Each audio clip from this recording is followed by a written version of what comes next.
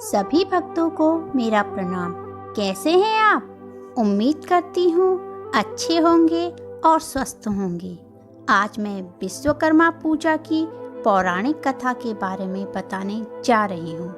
पौराणिक कथा के अनुसार जब सृष्टि का निर्माण हो रहा था तो सर्वप्रथम भगवान नारायण प्रकट हुए। उसके बाद भगवान की नाभि से बहुमुखी भगवान ब्रह्मा दृष्टिगोचर हुए। भगवान ब्रह्मा के पौत्र वासुदेव और उनकी पत्नी अंगिरसी थी।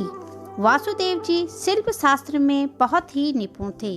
उनका पुत्र विश्वकर्मा भी शिल्प शास्त्र में अति निपुण थे, जो आगे चलकर वास्तुकला के अद्वितीय आचार्य बने। ब्रह्मा जी के आशीर्वाद और अपनी इस कला में निपुणता के कारण इस दिन उनकी पूजा का विशेष महत्व है। एक अन्य कथा के अनुसार काशी में एक रथकार अपनी पत्नी के साथ रहता था। वह रथकार अपने कार्य में बहुत ही निपुण था, परंतु इस कार्य को करने के बाद भी उसे अपने पेट को भरने लायक धन ही बड़ी मुश्किल से मिल पाता था। उसके जीवन में बस इतना ही कष्ट नहीं था, संतान न होने के कारण भी वह अति दुखी था।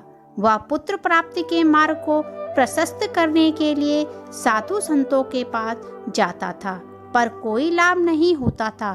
तब एक ब्राह्मणी ने उनको भगवान विश्वकर्मा की शरण में जाने को कहा और बताया कि अमावस्या तिथि के दिन व्रत करने व विश्वकर्मा भगवान की कथा को सुनने को कहा। ब्राह्मणी के कहे अनुसार ही रथकार ने अपनी पत्नी के साथ व्रत किया, जिससे भगवान विश्वकर्मा की कृपा से उन्हें पुत्र रत्न की प्राप्ति हुई और उनकी जीवन में चारों ओर से खुशियां आने लगी।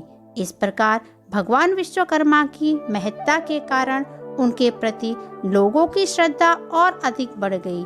विश्वकर्मा एक महान शिल्पकार थे, अतः उनका प्रतीक विभिन्न औजारों, मशीनों आदि को मानकर लोग इस दिन उनकी पूजा करते हैं व प्रसाद बांटते हैं। विश्वकर्मा जी के द्वारा सतयुग का स्वर्गलोक, त्रेता द्वारिका और कलयुग का हस्तिनापुर सभी विश्वकर्मा द्वारा रचित हैं। यदि आपको मेरे द्वारा कही गई कथा और दी गई जानकारी अच्छी लगी हो तो मेरे चैनल को सब्सक्राइब कर लीजिए।